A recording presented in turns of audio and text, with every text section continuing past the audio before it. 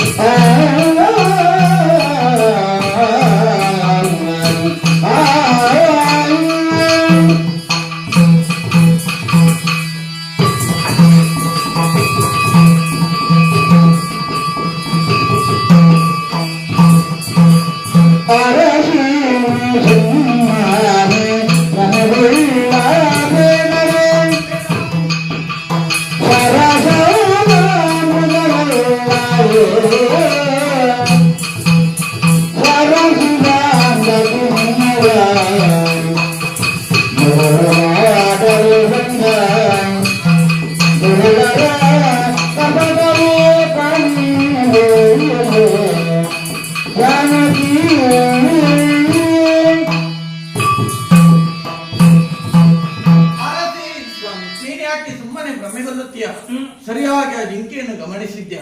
ಅದು ದುರುಳ ರಾಕ್ಷಸರ ಮಾಯಕ. ಒಂದು ವೇಳೆ ಆ ಜಿಂಕೆಯನ್ನು ಬಯಸಿದೆ ಅಂತ ಆದರೆ ನಮ್ಮ ಪಾಲಿಗೆ ಕಷ್ಟ ಬರುತ್ತದೆ. ಕೇಳುವುದು ಸರಿಯಲ್ಲ. ತಂದು ಕುಡಿದು ಹೋದ್ರೆ ಪ್ರಾಣ ಬಿಡ್ತೇನೆ ಅಷ್ಟೇ ಅಂತ ಮಾತನ್ನು ಆಡದಿರು ಸೀತೆ.